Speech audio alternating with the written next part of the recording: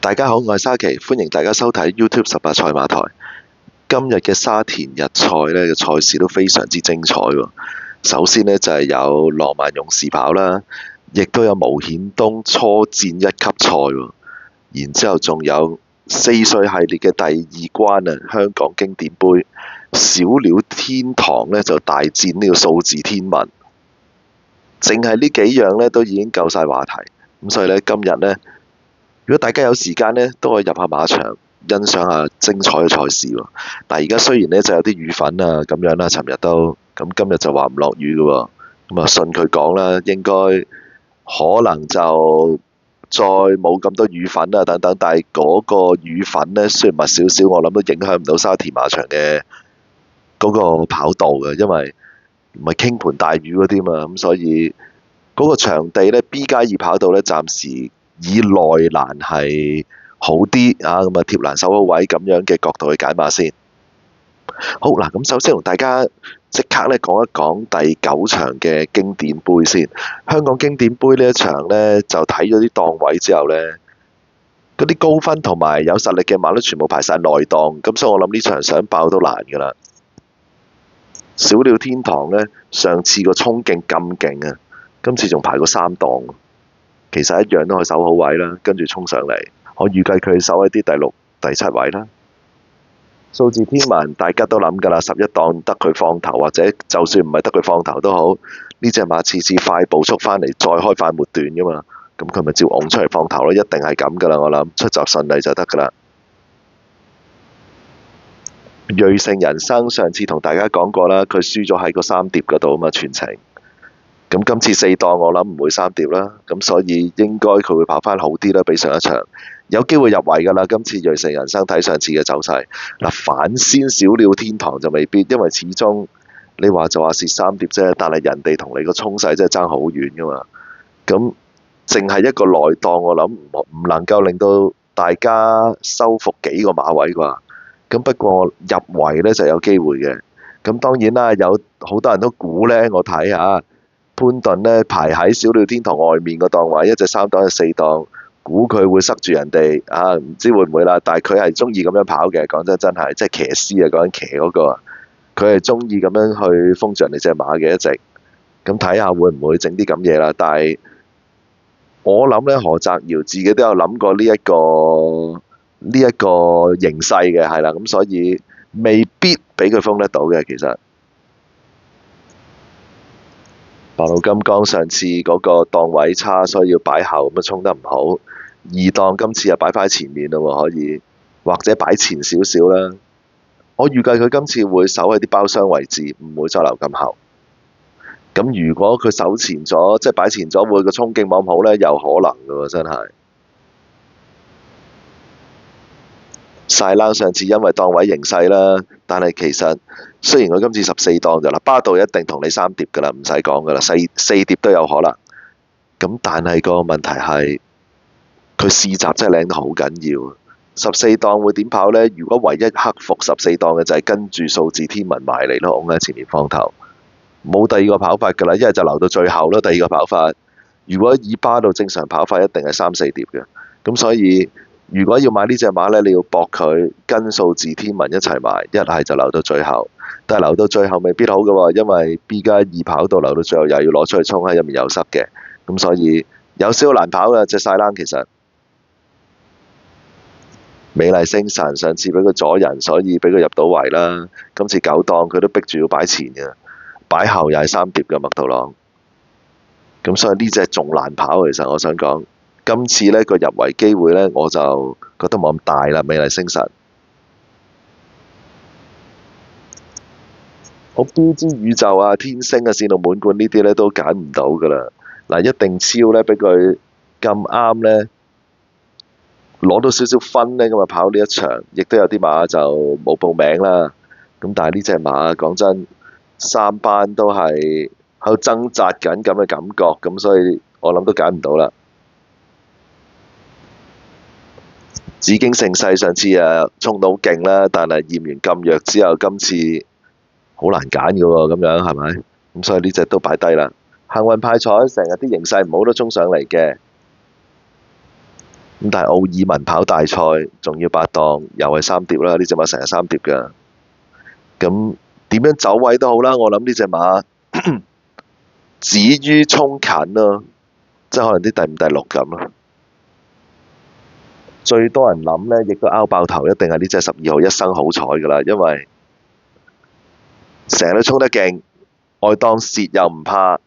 今次又俾個5檔佢，廖康銘馬房呢，成日有啲魔法嘅喎，今年會唔會今次爆呢一隻呢？都唔頂喎，因為佢又唔係嗰啲完全你話一定即刻查咗佢嗰啲，好似頭先我講嗰啲線路滿貫嗰啲咁樣喎。佢又有一定嘅實力，佢又可以擺前佢都可以衝快末段嘅喎。咁所以呢一隻呢，係有機會搗亂大局，我覺得。因應個5檔呢，要提高佢呢一場嘅機會啊！咁呢一場嘅分析呢，嗱，兩強一定係1、2㗎啦，冇辦法。咁不過呢，以穩陣計呢，一定擺到喺前面呢，當然係數字天文啦。有冇馬同佢鬥方啦？天星有可能玩嘢㗎喎。跟住另外就好似我咁講啦，美麗星神、晒冷都有可能上去同佢鬥燒、鬥放。咁呢隻馬好多時都自己一隻放喺前面，雖然話放得快啫，但係拍晒一齊放係冇噶嘛。咁睇下會唔會今次又話拍住佢放喎，又頂住佢喺外欄喎。咁佢有少少隱憂嘅，其實守咗好位嘅白鹿金剛嗱，標誌就13檔呢，我諗佢留後噶啦。天星6檔一定拱喺前面，今次我就係話佢有機會頂住數字天文咯。風象排咗個1檔，但係呢一隻馬就算排1檔都好啦，佢都唔能夠話真係守喺啲咩一啲嗰啲叫做，就算當佢守個包廂位啊，佢都未必有個實力去衝入嚟咯。再加上就係可能白鹿金剛都會埋佢個位添啊，可能。嗱，我就當風象係包廂。白鹿金剛就喺2碟個2位咁樣啦，係啦，咁所以白鹿金剛個位係生嘅。數字天文呢，擔心有馬頂佢，咁啊擺後一格。但係隻馬係勁嘅，真係。瑞盛人生呢個4檔好跑㗎。咁上次我頭先都講咗啦個分析，咁所以呢隻馬有一定嘅機會嘅今次。小鳥天堂呢，因應個3檔呢，其實如果最穩陣呢，應該係佢喎，仍然係佢喎，我想講。因為佢個3檔仍然係好好跑嘅喎，睇佢走位呢，如果佢快過白鹿金剛嘅話呢，即係假設白鹿金剛出閘冇拱或者唔夠小鳥天堂快，可能喺風象隔離嗰個位就係佢嘅咯喎，又或者風象唔夠快，白鹿金剛埋一欄2碟就係佢嘅啦。咁佢唔需要再貼埋欄嘅嘛，2碟 B 加2都唔係好蝕㗎。咁就瑞盛人生想冚佢都唔得啦，唔通3碟冚人哋咩？係咪？咁所以小鳥天堂仍然係呢場，我覺得最穩陣、最有機會嗰隻馬。咁但係有機會捧杯嘅呢，當然係數字天文啦，同埋呢隻暗牌嘅一生好彩呢，因為佢經常可以擺前手好位又衝到啊。咁所以呢一隻呢，係潛在捧杯馬嚟嘅。但係你話提升名次入圍嘅瑞盛人生、白鹿金剛呢兩隻馬呢，係有機會比上一次跑得好好多。而瑞盛人生，白鹿天堂呢，我唔知佢會跑成點啦。但係瑞盛人生今次應該有一個入圍嘅機會，我覺得。咁呢一場馬呢，我仍然覺得係小鳥天堂最大機會。咁仍然呢，可以用佢做呢一個連贏或者位置 Q 嘅膽啦。咁去拖翻2號數字天文、3號瑞盛人生、4號白鹿金剛同埋一生好彩。因為呢場馬呢，都真係冇乜得點爆㗎啦，睇嚟佢排晒好位。咁先提供咗分析咗呢一場先。咁大家如果真係中意晒啦，因為課集真係好靚嘅，咁你可以呢將白鹿金剛個位呢，其實俾咗晒冷都得嘅，講真。不過佢當差得滯咁解，我冇提供啫嚇。同埋揀4隻腳嘅話呢，咁晒冷係一定要揀埋嘅，不過我揀咗3隻咁解啫。好，咁再講其他場次啦。呢場都用咗好多時間去講啦，因為啱啱已經第一場第一場呢，我留意到呢，進城區呢隻馬呢，今次排翻落1檔，又試咗個閘，佢試嗰個短途閘呢，佢都唔係輸到冇晒嘅喎，佢拱上嚟呢都有少少走勢。咁我睇下佢今次會唔會因應個好檔呢？咁啊跑翻好啲。咁所以進城區又配楊明倫啦，楊明倫本身騎咗14號知恩徒步噶嘛，咁而家揀咗進城區，睇下會唔會有個好嘅表現。咁第一場呢，提供12號進城區，配腳呢拖翻仍然好準成，啱啱畢業嘅黃志宏冇理由即刻就唔得啩。咁所以呢，1號大千紅心準開要揀嘅。智多多寶2號呢隻馬4班都超㗎啦，但係都整咗咁多場。今次4檔唔會再走3調啦啩，仲要強配麥道朗，又唔係頂磅，咁所以智多多寶係正路配腳嚟嘅。咁另外呢，大熱門嘅同益線都要買嘅，因為始終周俊樂騎由大榮馬房啲馬都有啲保證啦。我初頭冇諗住個大熱門嘅，可能因應個檔位3檔啦，咁所以7號同益線亦都係要揀嘅。咁另外再想揀多隻配腳呢，喺呢個8號嘅烽火行運同埋5號嘅森林之王嗰度揀。不過森林之王呢就跟開，咁就不如揀埋佢啦。咁上次揀過冇啊，咁啊今季初出嗰次又揀過又冇，咁今次冇理由上次揀完之後今次唔揀嘅，咁所以搏佢啊，回咗一場之後睇下今場得唔得？因為前一次呢勁快步速放翻嚟係輸緊啊嘛。咁所以上次先揀啫嘛，咁所以兩隻揀5號8號，咁啊揀咗森林之王。咁第一場呢，提供12號進城區，拖1號大千紅心、2號智多多寶、5號森林之王同埋7號嘅同益線嘅。好，另外呢，第二場第二場呢，原本2號呢係田泰安騎嘅，但係大家都知啦，而家杜拜飛機唔可以搭啊嘛，咁所以即係冇航班啊，咁所以呢，就換咗麥文堅啦嚇。咁所以你見到呢嗰個配搭呢，同你一開始排位有啲分別嘅呢度。好，先講一講啦。嗱，呢隻12號嘅開心果啊，我哋呢睇下佢上一場呢係點樣跑啊。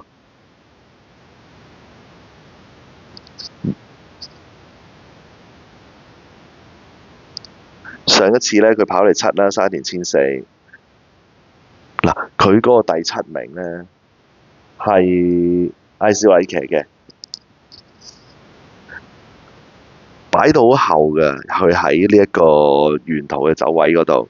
但係其實佢入直路嗰下，嗱，佢係邊隻呢？就唔係脫腳嗰隻，佢係出面啊！而家白色帽、紅色衫12號嗰隻啊，俾隻7號遮住咗啦。而家嗰隻就係開心果啊！嗱，呢一場馬呢，佢嗰個走位呢，其實你又話佢冇位又得，話佢有位冇跑又得，咁我哋即刻撈去直路嗰度睇一睇。唔係巡邏影片，唔好意思啊。好嗱，白色帽嗰隻，嗱，佢攞出去啊嘛，喺隻黃色衫後面攞出去，呢度出面有空位噶嘛，佢又唔係專登唔攞噶啦，佢而家攞啦，但係佢猶豫咗一下，俾人頂住咗，冇位，即刻喺呢度又想攞出去，又攞入去，你睇下佢又攞翻入去，而家呢度都已經冇得跑直線，同埋俾人困咗一大段時間啦。哇！但係隻馬而家先撻着，你睇下，即刻衝上嚟，都幾勁㗎呢幾步。如果俾佢跑直線呢，我認為有機會跑嚟4咯呢一場。嗱，1、2、3名我唔敢講，但係跑嚟4一定有佢份咯呢一場。佢而家係俾人困住咗，整住咗，搞到先至咩啫嘛。咁樣跑完之後呢，就今次換咗幾人安喎，所以個賠率呢又唔係好爛，可能有啲都見到上次都有啲走勢啦。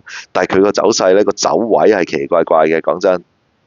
咁艾少禮就騎咗13號嘅凱旋幸運，咁唔知道究竟艾少禮唔騎定係換人啦。不過有陣時出去看呢，見嗰個騎師跑得唔係咁好呢，係會選擇換人嘅。而凱旋幸運個檔位都唔係特別好啊，8檔，咁所以你話艾少禮騎咗，而佢排個好檔就話啫。但係問題就係你大家都知啦，幾人安，我話少揀啦已經。咁啊9檔喎，咁所以呢隻馬就算提供呢，我建議呢揀3隻馬互穿算啦呢一場，因為始終佢9檔又有機會3碟，係咪？咁啊開心果要揀嘅呢隻馬，嗱，霸道我反而覺得凱旋幸運唔係艾少禮揀騎，係霸道揀騎有情有義啊！呢隻馬我都話佢試咗一場噶啦嘛，前一次啊，上次呢佢又冇搏喎，但係前一次係跑得好噶嘛，嗰次佢喺個貼欄嗰度。今次俾個咩檔位佢啊？2檔啊，118磅用黃牌報名，第三場咯，仲唔交代啊？方嘉柏轉倉馬二檔揀啦，呢隻一定要。咁再揀多隻呢，二號紅衣醒目，原本田泰安騎嘅，咁而家變咗麥文堅嗱，排咗個14檔啦，唔知道佢點處理，希望佢擺喺前面啦。但係大前至1400呢，佢係跑第3嘅，跟住係跑咗2場泥地唔得啦。我未必可以話佢泥地唔適應，咁但係佢1400始終入個圍，咁佢縮咗程噶嘛，而家又贏過馬啦，上季，咁而家又跑翻1400，排咗外檔，所以變咗11倍喎。咁我覺得又有啲賠率可以揀，咁所以咧揀埋呢隻2號嘅紅衣醒目。第2場咧嘗試提供咧呢3隻馬咧，去俾大家咧嚟一個互村嘅投注，睇下會唔會咧有個扭咩啲嘅賽果，或者就算位置 Q 都好分咧呢3隻馬，咁啊提供12號開心果、11號有情有義同埋2號嘅紅衣醒目啊，投注策略咧就係互村連贏位置 Q。好啦，再繼續揀落去。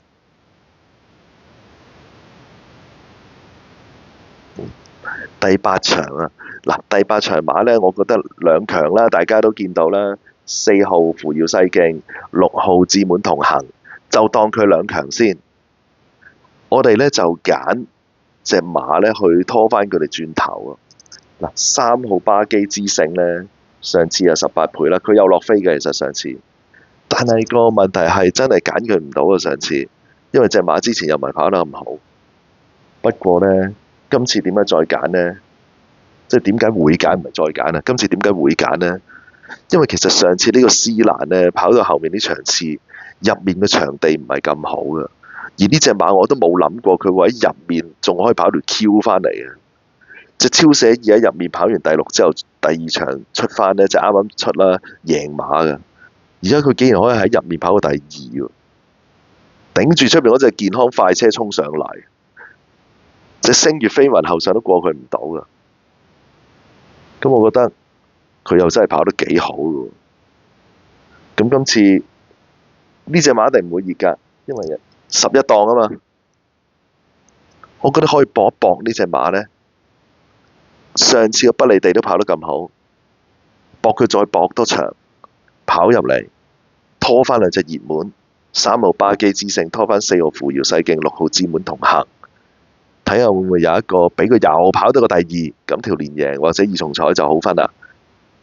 咁呢一場呢，就提供3號巴基之星，策略呢就拖翻2隻強中強啊！真係扶搖西徑同埋志滿同行啊！咁啊睇下呢會唔會扭歪咗條連贏，咁就正啦。或者中晒2條位置 Q， 咁就好啦。好，再提供第10場啊！奔放又出啦。上次呢，佢同隻君子傳承呢，鬥到難分難解嘅，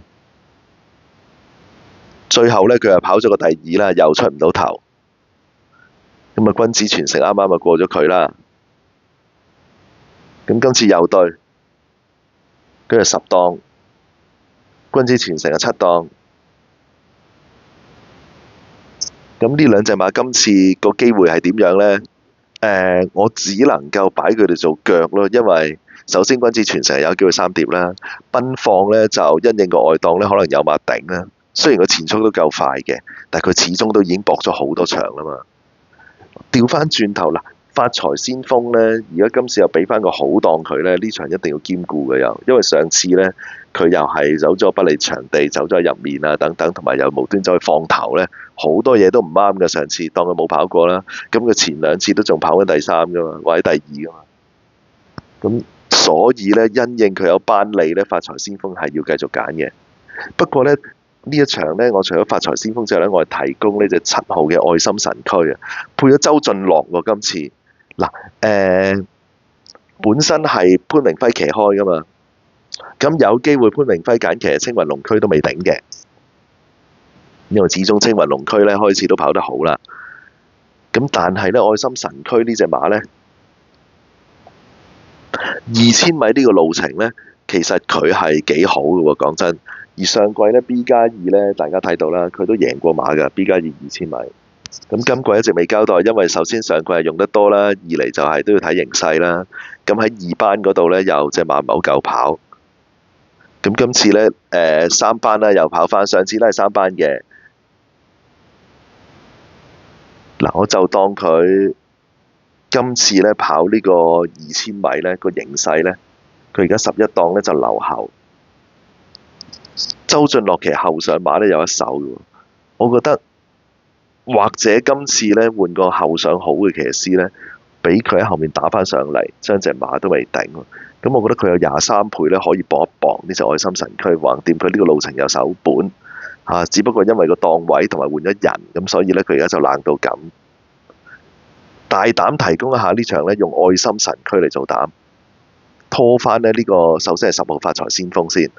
另外呢，就係包裝戰士上次都走咗不離地貼實條欄嘅，其實佢係但係呢啲只限做腳嘅啫，因為呢，佢個檔位都極差，而有希威森繼續騎，上次走不離地，今次有可能走4碟噶嘛，咁呢啲都唔係真係你話極度穩陣可以，就算揀嚟做配腳都要思考一啲時間至要睇下揀唔揀到，反而博廖康銘一隊呢，有熒光跑埋出嚟好過，因為廖康銘馬房都中意雙龍出海嘅喎，中意兩隻一齊搏，而有熒光潘頓騎都強配啦，咁所以拖埋佢，我覺得都係合理同埋正路嘅呢啲馬。高東尼一隊，如果要揀嘅話呢，揀隻放喺前面嘅奔放呢係好啲嘅，始終佢又未交代，君子傳授贏咗馬又重磅少少咁多啦，係啦。不過我就今次呢嘗試兩隻都唔揀啦。青雲龍區唔知佢係諗住點跑或者會點跑啦，因為呢隻馬放頭又試過，留後又試過，咁但係佢上次又開始呢跑近，嗱佢又衝上嚟啦，上次留後嘅，我覺得拖埋佢一票穩陣，因為今次佢又會擺前啲嘅3檔，如果賺到個形勢呢，佢都有機會入圍喎，咁所以就揀埋佢嚇。咁再揀多一隻嘅話呢，上次賺咗形勢贏嗰馬爆咗冷嗰隻話你知呢，今次就唔選擇呢一隻馬啦。同心同夢呢，呢一隻馬呢，上次跑完第10呢，咁啊今次個5檔，貴福特呢，自己嗰啲馬呢，就即係轉倉馬好啲咯，自己嗰啲新馬呢，就暫時咪跑得唔好，咁都等佢跑好啲再揀啦嚇。風神一檔呢隻馬會唔會其實喺外面衝好啲呢？一檔呢，好似反而呢，可能冇咁好喎。咁如果咁樣呢，隻隻都好似似是而非，或者都揀唔落手。滿心星上次贏咗馬啦，咁啊跑泥地1650，咁佢2000積呢係毫無根據喎，呢隻馬，咁都好難揀喎。咁如果係咁揀搏一搏啦，就包裝戰士，因為頭先話唔揀告東尼一隊啦嘛，今場試下。搏一搏你包裝戰士上次嘅不離地，會唔會今次14檔都克服到？只限拖腳啦。咁大膽提供呢個7號嘅愛心神驅，拖5號有熒光，10號發財先鋒，13號包裝戰士同埋14號嘅青雲龍驅，睇下會唔會呢一場呢搏一搏佢爆冷嚇？會唔會啲熱門跑唔到出嚟啦？呢一場有機會。咁啊第10場提供呢幾匹馬，我係沙琪。希望大家呢可以睇我嘅頻道呢，俾多啲 like 啦，又或者係都睇完呢都撳個訂閱嚇，支持一下我。咁一陣呢會出埋4選嘅各場4選嘅嗰條片㗎啦。咁一陣再見大家，多謝大家收睇，拜拜。